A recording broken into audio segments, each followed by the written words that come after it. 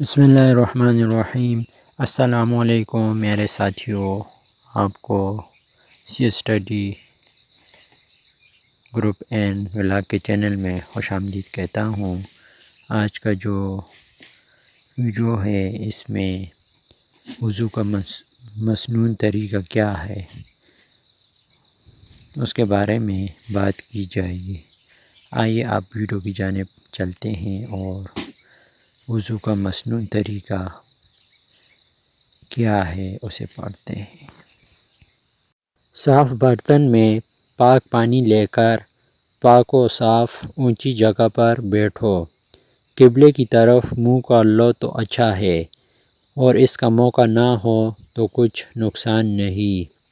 آستین کونیوں سے اوپر تک چڑھا لو، پھر بسم اللہ پڑھو اور 3 بار گھٹوں تک دونوں ہاتھ دھوؤ، پھر 3 مرتبہ کلی کرو، پھر مسواک کرو۔ اگر مسواک نہ ہو تو انگلی سے دانت مل لو، پھر 3 مرتبہ ناک میں پانی ڈال کر بایاں ہاتھ کی چھوٹی انگلی سے ناک صاف کرو، پھر 3 مرتبہ منہ دھوؤ۔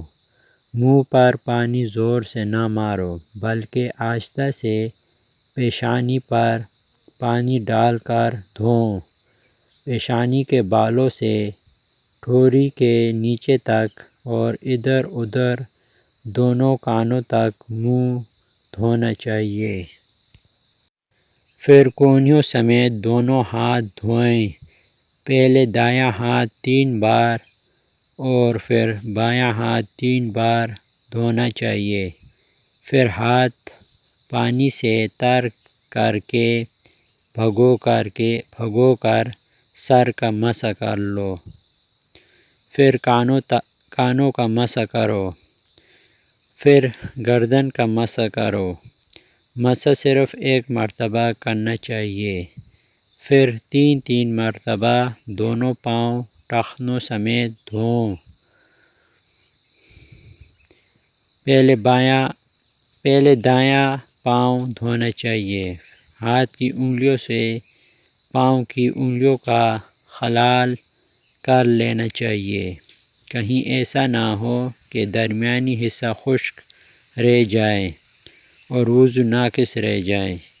نیز جو مرد یا عورت ہاتھ اور پیروں میں انگوٹھی یا چھلے پہنتے ہیں ان کو چاہیے کہ وہ انہیں ہلا لیں تاکہ ان کے نیچے والے حصے پر پانی پہنچے۔ اگر ان کے نیچے والے حصے پر پانی نہیں پہنچا تو سرے سے وضو ہی نہیں ہوگا۔ جب وضو نہیں ہوگا تو نماز بھی ادا نہیں ہوگی۔ یہی مسئلہ دوسرے سخت زیور اور جسم سے لگی چوڑیوں کا بھی ہے، اسے بھی ہلانا چاہیے۔